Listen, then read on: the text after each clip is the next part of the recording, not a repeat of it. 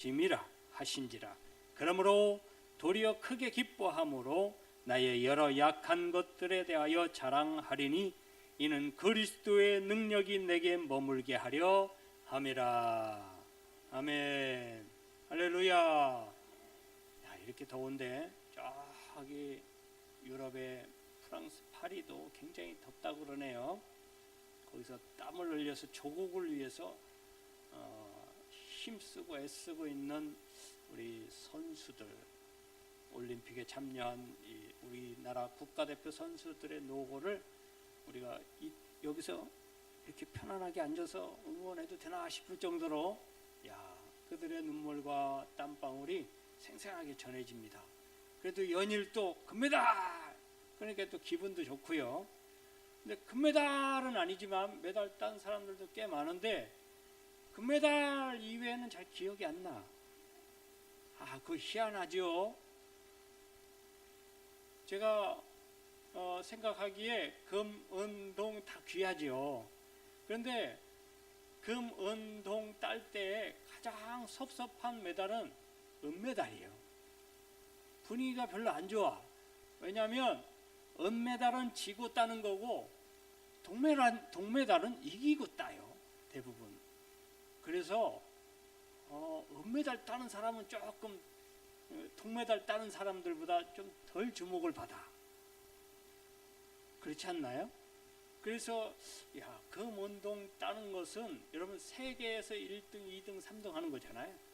세계 수많은 수백 개 국가들 수백 명의 선수들 중에 수천 명의 선수들 중에 1, 2, 3등을 하는 거잖아요. 그럼 대단한 거 아닙니까? 지구에서 가장 잘하는 사람이잖아요. 그리고 어제도 금메달 그러는데 보니까 이제 우리나라 이제 활을 잘 쏘니까 옛날부터 양궁을 하는데 금운동을 다 딸까봐 저는 좀 조바심을 냈어요. 금운동 다 따면 혹시 양궁 재미없다고 없어지는 거 아니야? 이런 생각이 들더라고요. 왜냐하면 우리나라 하도 많이 따니까 그동안 많은 규칙들을 바꿔왔잖아요.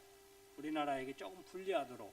그래도 뭐 변함이 별로 없으니까 이러다가는 저번 올림픽 때는 싹 따버렸잖아요. 우리나라가. 좀 미안하긴 하더라고. 지난번에도 많이 땄어요. 하나가 놓치고. 이번에도 지금 다 딸 판이요. 그래서 미안해. 다른 나라한테. 그래서 이러다가 우리 효자 종목 아니에요. 이거 뭐 거의 나가면 그래도 두세 개, 서너 개는 분명히 딸 수 있을 만큼 훌륭히 이 실력이 출중한 종목이 양궁이에요. 가장 효자 종목이죠. 믿을 수 있는 종목인데 만약에 우리나라가 계속 이렇게 하다가는 양궁 재미없으니까 없애버리자 이러면 곤란하잖아요. 예전에 태권도가 그랬잖아요. 우리나라 종주국이라 예전에는 우리나라가 다 따버렸어요. 종목마다 많이 보편화되지 않았을 때는. 그랬더니 태권도가 재미없다고. 특히나 뭐 발로 탁탁탁 몇 번 이렇게 하고 금메달 그러니까 재미가 없다고 없애버리려고 그랬잖아요. 이제는 태권도가 보편화가 많이 돼서 우리나라가 금메달 하나 따기도 힘들어요. 이제. 그러니까 이제 조용해. 자기들이 딸 수 있으니까. 아무래도 그런 것 같아요. 근데 어제 보니까 동메달을 결정하는데 좀 우리나라 그 여자 선수가 땄으면 좋겠는 거 반, 양보했으면 좋겠는 거 반 이런 거예요. 이거 따도 걱정, 못 따도 걱정. 왜냐하면 좀 다른 그 선수들은 다 금, 은을 땄잖아요. 이미 내정돼 있잖아요. 같이 결승에 올라갔으니까 우리나라끼리. 이거 한 친구만 메달을 못 따면 개인적으로 메달을 못 따면 조금 안 됐다 싶기도 하지만 또 한쪽으로는 다 따면 곤란하겠다 싶기도 하고. 근데 어찌됐든 양보했는지 어쨌든 그날에 하나님께서 어떻게 계획하시는지 몰라도 1점 차이로 프랑스 친구가 땄어요. 좀 안심이 되긴 하더라고요. 없어지진 않겠다, 이런 생각이 들긴 하더라고요. 그러면서도 금, 은, 동 중에 우리는 늘 금메달 최고를 원해요. 금메달을 못 따면, 금메달 딸 줄 알았는데 못 따면 은메달 땄는데도, 세계에서 지구에서 가장 강한 잘하는 2등이 됐는데도 그 관심이 없어져. 하루만 지나면 은메달 딴 사람이 누구죠? 잘 몰라. 물론 뭐 금메달 딴 사람도 크게 인기 있는 사람 빼면 잘 기억이 안 나지만, 은메달, 동메달 딴 사람들은 금방 잊어버려요. 그게 이제 언제나 누구나 다 그런 것 같아요. 1등을 좋아합니다. 여러분 1등 되고 싶잖아요. 뭐든지. 로또도 사는 이유가 뭐예요? 취미로 하는 사람도 있어요. 근데 물어보면 아무리 취미라도 왜 사요? 1등 노리고 사는 거예요. 1등.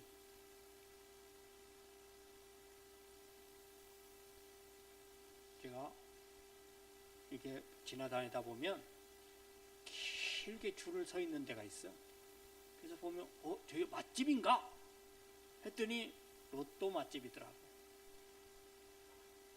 토요일 날 로또 맛집이 있어요. 거기 뭐 1등이 몇 번 당첨됐나 봐요. 거기에 줄을, 그렇게 더운데도, 어제같이 그렇게 더운 한낮에 뜨거운데 거기 줄을 쫙 섰어. 이야, 대단하다. 왜 줄을 저렇게 설까? 한 가지죠. 1등 되려고. 나는 뭐 2등 되려고 로또 사, 나는 3등 되려고 로또 사, 이런 사람 아무도 없을 거예요. 1등을 노려요. 다 1등 좋아합니다. 그래서 1등을 선호하고 1등을 알아줘요. 또 1등이 귀한 건 맞습니다. 그렇지만 1등만 귀한 건 아니에요. 여러분 1등이 왜 있을까요?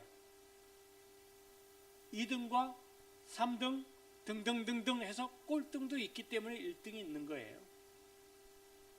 한 사람만 있으면 1등의 의미가 무슨 의미가 있겠습니까? 모두 다 1등이요. 그럼 1등이 뭐가 좋아요? 아니 전교생이 한 명이요. 그럼 맨날 시험 보면 몇 등이에요? 이 사람이 1등이에요? 꼴등이에요? 무슨 의미가 있어요? 1등이 위해서는 1등이 귀하기 위해서는 2등도 있어야 되고 3등도 있어야 되고 등등등등 꼴등도 있어야 돼요. 그래야 그 등수가 의미가 있죠. 그래서 무조건 1등만 좋아하고 1등을 목표로만 해서는 좋은 결과를 얻을 수가 없어요. 여러분 최선을 다하는 것, 최고가 되기 위해서 최선을 다하는 것도 참 좋긴 한데요. 여러분 최고가 목표냐 최선이 목표냐, 이거에 따라서 우리 신앙의 방향도 달라져요. 예전에는 이런 문구가 있었어요. 아무도 2등은 기억하지 않는다. 이런 문구가 유행이었었던 1990년대에 이런 문구가 유행했던 적이 있었습니다. 아무도 2등은 기억해 주지 않는다. 그랬더니 그럼 뭐 하라는 거예요? 1등 하라는 거잖아요. 그래서 여러분 잘 생각해 보세요. 1등이 많아요? 그 외가 많아요? 1등 하는 사람은 불만이 없어, 이 말에. 그런데 1등 이외에 한 사람 이외에 그 나머지 다는 불만이 많은 거야. 아무리 따라가려고 노력해도 1등 하기 어렵거든. 그리고 또 1등은 무조건 한 사람이야. 그 1등 이외에는 아무도 좋아하지 않아, 이 문구를.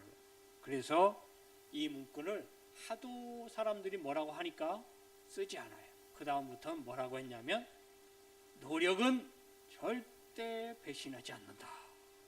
뭐 하라는 거예요? 노력하라는 거예요. 1등이 되도록 노력하라는 말이 빠진 거예요. 사실은 1등을 위해서 최고의 노력을 다해라 이 말이에요. 여러분 정말 그럴듯한 문구 아닙니까? 여러분 열심히 노력하십시오. 그럼 여러분 성공할 거예요. 여러분 죄송합니다만 지금 아멘 하라고 말씀드린 말씀은 아니에요. 여러분 열심히 여러분들이 힘과 노력을 땀을 흘려서 열심히 노력했어요. 그러면 그 노력이 여러분들을 절대 배신하지 않을 것 같잖아요. 문구대로 하면 그렇죠. 여러분 배신한 적이 한두 번이에요? 코피 흘리면서 밤새 노력해서 공부했더니 1등 했어요? 야 이번에는 내가 분명히 1등 할 거야 하고는 막 달달달달달달달달달달 다 외우고 막 밤새 코피 흘려가면서 잠도 못 자가면서 그렇게 공부 열심히 했는데 대학 떨어졌네. 이렇게 자기의 노력을 배신한 결과가 얼마나 많이 있었나요? 여러분 노력은 절대 배신하지 않는다라는 말에 함정이 많아요. 함정이 있어요. 함정. 우리 예수 믿는 사람들은요 이 말에 함정에 빠지면 안 돼요.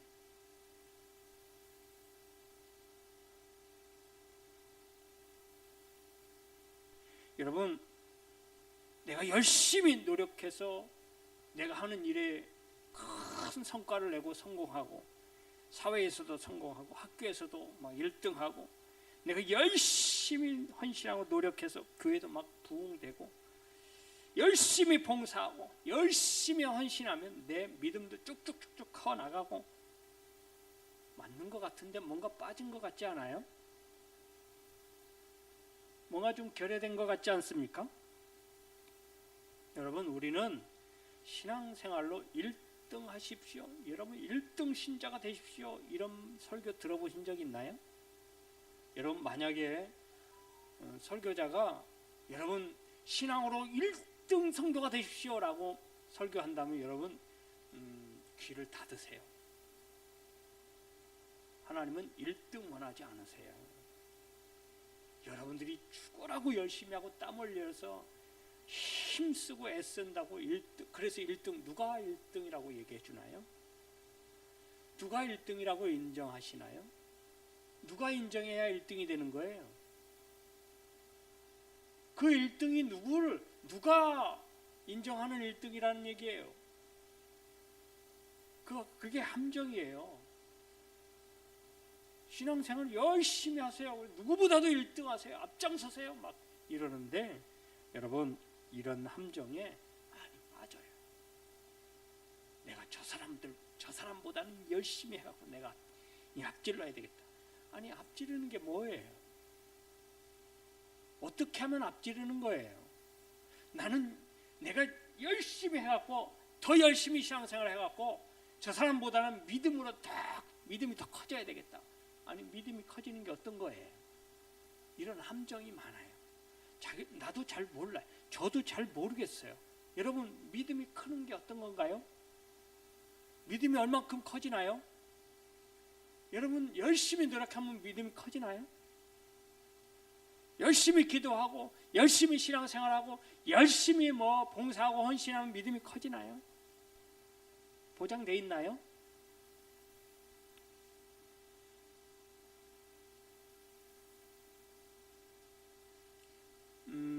여러분 우리가 그렇게 나를 위해서 교회를 위해서 열심히 하면 그 노력한 것만큼 노력이 따라와 주나요? 그 결과가 따라와 주나요? 오히려 우리는 열심히 해라, 죽도록 충성해라 이 말만 하다 보니까 오히려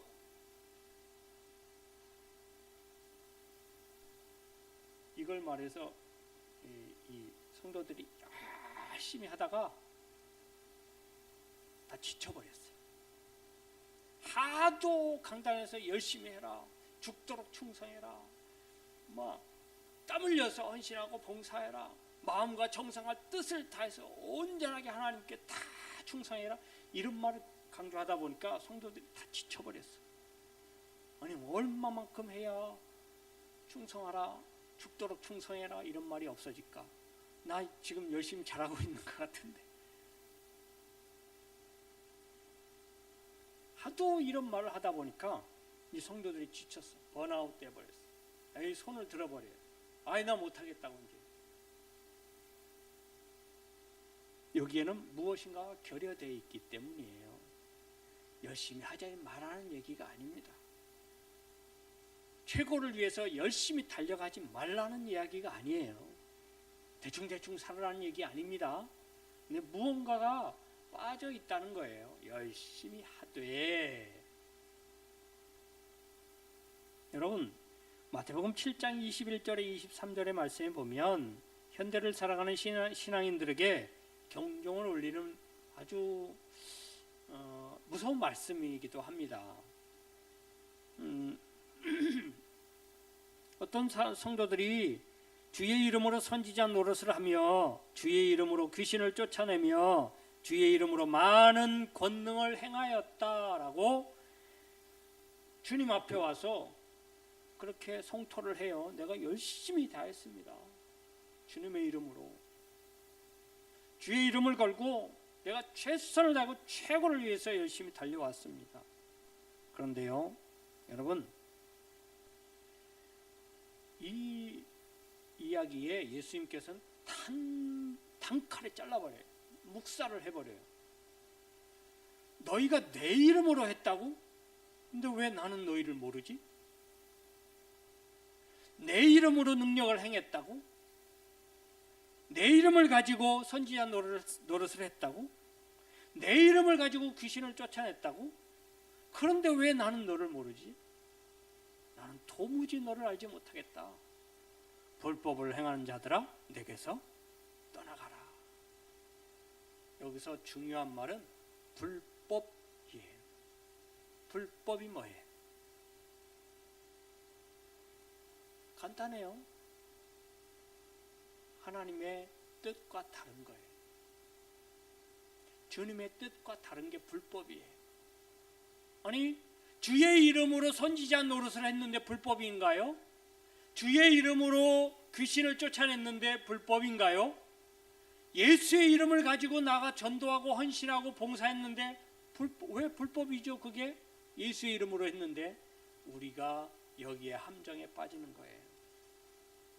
여기까지가 우리의 한계예요. 거기까지만 왔다면 여전히 저와 여러분들은 예수님께 주님께 기억되지 않는 사람이에요.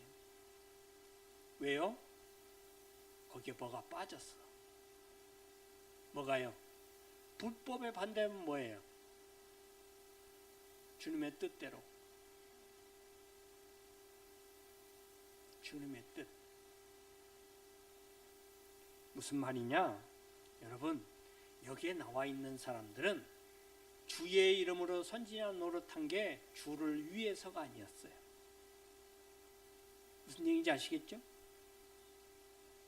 주의 이름으로 귀신을 쫓아냈는데 주님의 이름에 능력이 있으니 귀신은 나갔지만 그 영광을 주님께 돌리지 않은 거예요.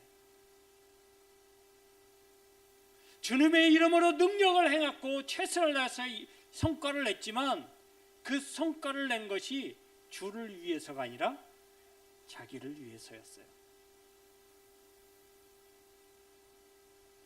그러니 그들이 행한 모든 일들이 주님께 상달되지 못했던 거예요. 그러니 그들이 하는 일은 주님의 뜻과 아무런 상관이 없었던 거예요. 그래서 주께서 뭐라 그래요? 나는 너희를 도무지 알지 못하겠다. 너희들이 행하는 일들을, 이 말은 무슨 뜻이에요? 너희들이 행한 모든 일들을 나는 인정하지 않는다 라는 뜻이에요. 너희들이 주의 이름으로 신앙생활을 열심히 했지만 열심히 한 그 신앙생활을 내가 인정하지 않겠다는 거예요.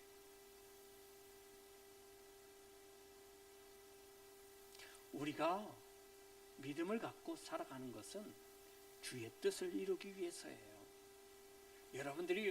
저와 여러분들이 살아가는 신앙의 모든 삶은 왜 주의 이름으로 나아가느냐? 주의 뜻을 가지고 살아가기 때문이에요. 여러분들이 삶 속에서 주님의 뜻을 이루려고 살아가는 거예요. 그러면 주님의 뜻을 알아야죠. 주님의 뜻을 모른 채 열심히 살면 되지. 저도 공부를 하다 보니까요, 공부를 잘하는 친구와 공부를 조금 못하는 친구와 공부를 진짜 못하는 친구 차이점이 있더라고. 이 공부를 진짜 제일 못하는 친구는 아예 열심히도 안 해. 아예 공부를 취미로 해. 흥미가 생겼을 땐 조금 하고 안 생겼을 땐 그냥 안 해. 그러니까 대부분 공부하는데 흥미가 있어요, 없어요? 없지요. 그러니 대부분 공부를 안 하니까 공부를 못 해. 근데 중간에 공부를 잘할 것 같은데 잘 못하기도 하고 뭐 좀 잘 했다가도 못하기도 하고 막 이래 긴가민가한 아이들이 있어요. 그런데 어떤 친구는 열심히 하는 것 같아. 대충 하는 것 같아. 그런데도 공부를 잘하는 친구가 있어요. 자, 이 중간에 있는 친구들이 가장 불쌍한 친구들이에요. 참 열심히 하거든요. 따르릉 쉬는 시간이요. 근데 못 나가 공부하느냐고. 이거 안 하면 큰일 날 것 같은 거야. 선생님이 하는 말씀을 다 받아 적어. 막 집에 가서 정리하고 막 복습하고 예습하고 다 해. 근데 15등이야. 기껏 해야 10등. 그럼 이 아이 있죠. 그런 아이들이 꼭 반에 한두 명 있어요. 저희 때도 있었거든. 저는 아닙니다. 꼭 그런 아이들이 있어요. 열심히 죽으라고 막. 야, 저렇게 공부하면 뭐 전국에서 1등 할 것 같은데, 아니 전국에서 1등이나 반에서도 1등을 못해. 10등 언저리에. 그래도 공부는 열심히 하니까 뭔가 되긴 돼요. 여러분, 열심히 하는데 열심히라는 그 명목하에 지금 다른 거를 보고 있는 거예요. 맥을 못 짚는 거예요. 진짜 공부 잘하는 친구들은요, 맥을 짚어요. 그래서 공부할 거 딱 그것만 해. 딱. 그리고 자기 여유 시간에 자기 놀아 막. 딴 거 하고. 그런데도 공부 잘해. 성적이 잘 나와. 이게 뭐가 좋은 건지는 잘 모르겠어요. 열심히라는 명목하에 그것에 둘러싸여 있으면 그 이면에 뭐 하나 빠진 것에 대해서 잘 몰라요. 열심히 하면 믿음이 크겠다. 열심히 아니 그러니까 열심히 하는 게 어떤 건데요? 얼마만큼 하는 게 열심인 건데요? 우리가 이걸 좀 생각해 봐야 될 때예요. 그러니까 열심히 하다 힘들어서 못하겠다 이렇게 되는 거예요. 내 육신에는 분명히 한계가 있습니다. 내 능력에도 한계가 있고요. 내 힘에 분명히 한계가 있어요. 그러니 내 힘과 능력 가지고 열심히 하다 보면 분명히 이 한계에 부딪히게 돼 있습니다. 그래서 뭐가 나와요? 그때부터 처음에는 힘이 있을 때는 감사하죠. 찬양하죠. 내가 할 수 있음에 감사하다. 그런데 점점 힘에 부치다 보면 감사가 이제는 뭐가 나와. 다른 게 나와. 찬양이 안 나와. 왜 나만 이렇게 해야 되나 싶기도 하고 막 이렇게 돼. 여러분, 오늘 말씀에 나오는 사도 바울은요, 알다시피 젊었을 때에 얼마나 좋은 스펙을 가지고 있었나요? 세상에 부러워할 것이 없을 만큼 그런 좋은 자기의 스펙을 가지고 있었어요. 프로필을 많은 사람들이 자랑할 만큼 좋은 조건을 가지고 있었어요. 약점이 거의 없을 것 같은 사람이었어요. 많은 사람들이 그에게 일을 맡기기를 원했고, 많은 사람들이 그는 분명히 성공할 거라고, 전도 앞으로가 전도 유망한 사람이었어요. 그런데 예수를 만나고 나서 자신을 돌아보니까 손약점투성이었던 거예요. 하물며 하나님께 대하여 내가 열심을 냈던 그것조차도 죄였다라는 것을 깨닫게 돼요. 얼마나 내가 교만했던지, 얼마나 내가 내 욕심을 따라 살았는지 그 죄악을 깨닫고 나니까 도저히 정신을 못 차리겠는 거예요. 나는 그동안 완벽한 줄 알았어요. 예배 생활도 잘하지, 헌금 생활도 잘하지, 교우 생활도 잘하지, 사회 생활도 잘하지, 뭐 흠잡을 게 하나도 없어. 많은 사람들이 나를 우러러보고 존경하고 사랑해주고 다 좋아해주는 것 같아.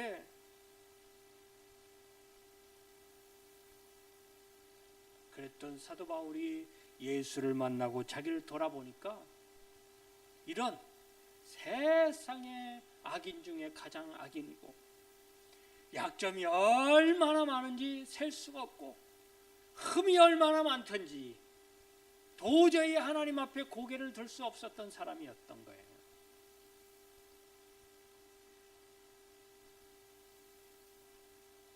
자기 자신의 약점, 그 육신의 약점 때문에 너무나도 힘들었어요. 특히나 육신이 연약하니까 불편하니까 선교를 다니는데 많이 불편하겠죠.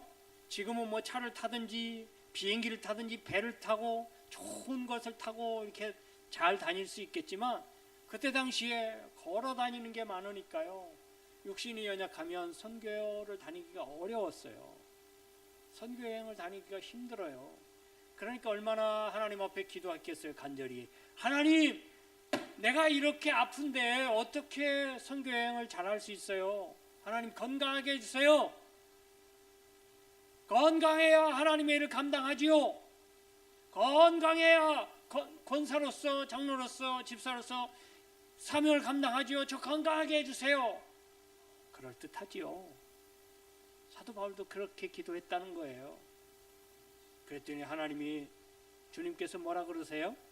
오늘 말씀에 됐어. 너는 거기까지. 너는 오히려 아픈 게 나아. 왜요? 아픈 것 때문에 자기 자신의 약함을 인정하는 거예요. 내가 약함을 인정할 때 강하신 예수 그리스도를 인정하는 거거든요. 내가 강하면 예수를 인정하지 않아. 내가 강한데, 내가 힘이 있는데 힘이 있으신 예수님이 있을 필요가 있어요? 능력이 있으신 예수님이 나에게 오실 필요가 없잖아요. 내가 강한데, 내가 능력이 있는데. 여러분, 사도 바울이 그 육신의 연약함 때문에 자기 약함을 주님 앞에, 주님 저 연약해요 라고 했을 때가 사도 바울이 가장 강해진 때예요. 왜요? 주님의 능력이 임하니까요. 할렐루야, 할렐루야. 내가 연약함을 인정하고 나의 약함을 주님 나 채워주세요.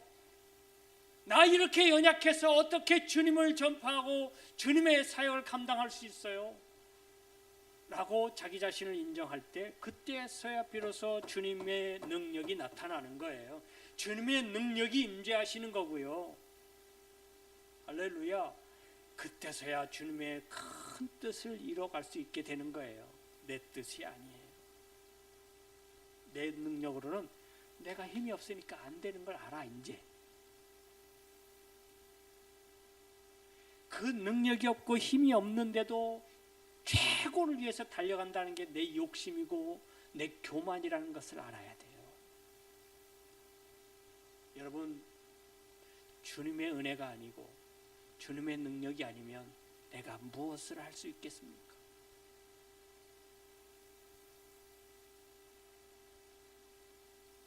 내가 아무리 능력이 많은들, 내가 아무리 힘이 센들 주의 일을 온전히 감당할 수 있겠습니까?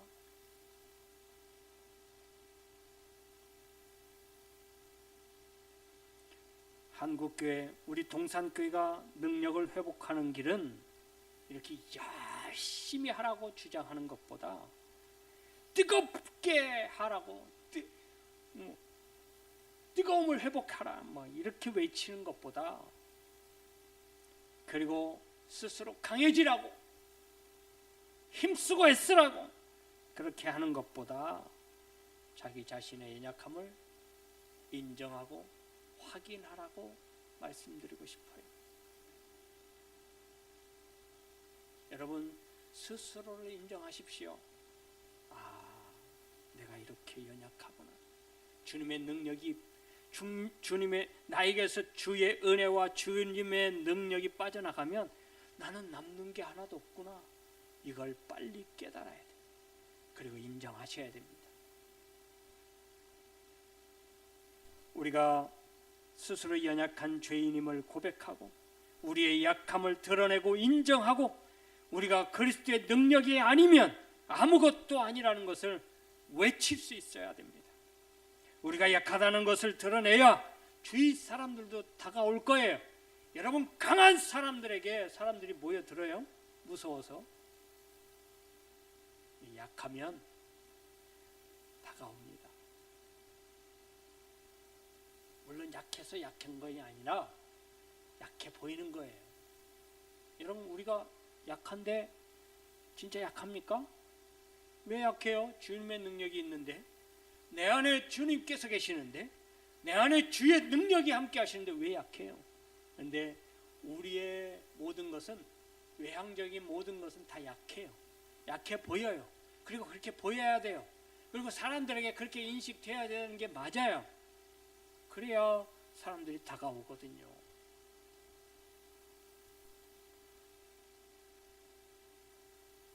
여러분 혹 사도 바울처럼 자신의 약함을 기뻐하신 적이 있으신가요?